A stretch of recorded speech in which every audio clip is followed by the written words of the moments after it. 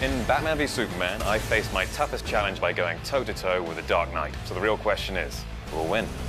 Batman.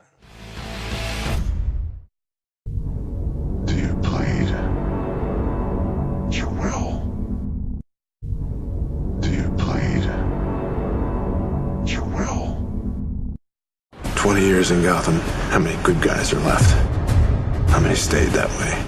Ben and I were talking about a template for the Batman that I really wanted to see. He's been doing it for 20 years, being Batman. There are a number of different ways that we evolved both Batman and Bruce Wayne in this movie. He was older, more world-weary. I really like this Batman. There's something brutal and unforgiving. Let's face it, the two biggest names in superhero-dom. This is the alpha and omega of this world. And they're two guys who really misunderstand each other and are very suspicious of one another and ultimately come into conflict with one another. You're not brave. Men are brave.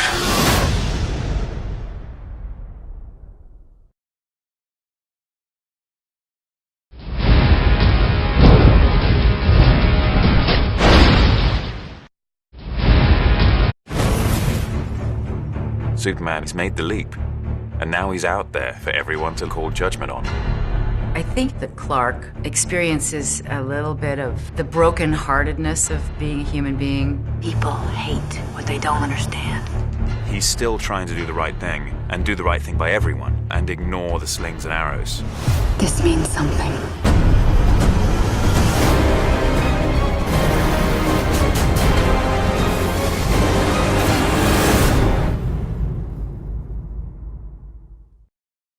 Hey guys, I'm Zack Snyder, and the most exciting thing about this new movie, Batman v Superman: Dawn of Justice, was bringing Batman and Superman together in this epic battle. Hey guys, I'm Zack Snyder. It's time you learn what it means to be a man. If I wanted it, you'd be dead already. Bruce Wayne meets Clark Kent. I love it. I love bringing people together. Bruce Wayne. Lex is a bright guy, but uses his very quick and complicated thoughts for dark, enigmatic, ultimately evil things. Do you know the oldest lie in America, Senator? Is that power can be innocent.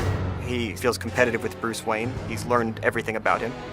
Lex hates Superman, learned everything about him. The modernization of Lex is a good compliment for my Superman. He is a manipulator. He's someone who guides everything the way it goes. He's kind of the puppet master, kind of controlling these two heroes, forcing them into conflict. Jesse does a wonderful job in creating this sort of on-the-edge person who has to be the smartest person in the room. The greatest gladiator match in the history of the world. Son of Krypton versus Bat of Gotham. You're psychotic. That is a three-syllable word for any thought too big for little minds.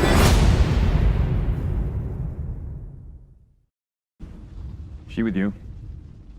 I thought she was with you. Oh, I don't think you've ever known a woman like me. She with you? People have anticipated for so long to see Wonder Woman on the big screen. It's very, very powerful. The idea of bringing Wonder Woman into the movie was a thing early on that I said, yeah, we've got to try it. And Gal has done an amazing job. She's awesome. I've known a few women like you. Oh, I don't think you've ever known a woman like me. She has this amazing strength. She's very wise. She can read a few steps forward. And I think this is a very important character for all people to see. And the first time when you get to see the three of them together, it's epic.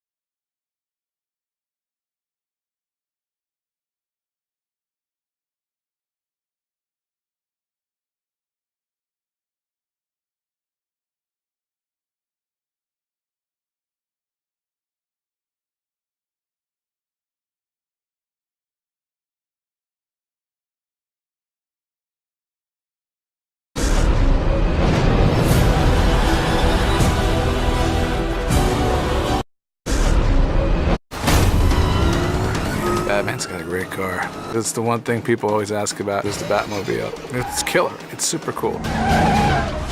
Our Batmobile, though modern looking, he's probably had for 10 years. He's constantly working on it.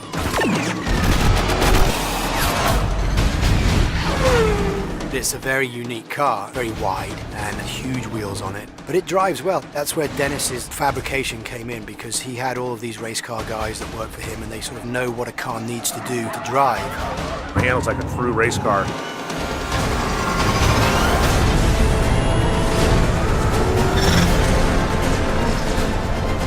It's always been a dream of mine as a comic book fan to be in the Batcave for real. We were able to build a lot of it practically, as you can see. You can believe the construction, the way it hangs from the ceiling. And I loved all the tools and all the equipment.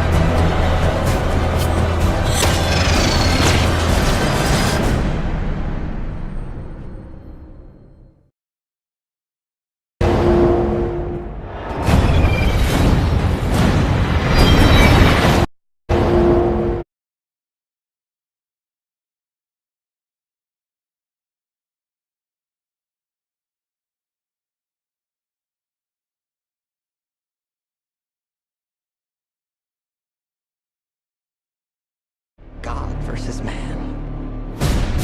Day versus night. The greatest gladiator match in the history of the world.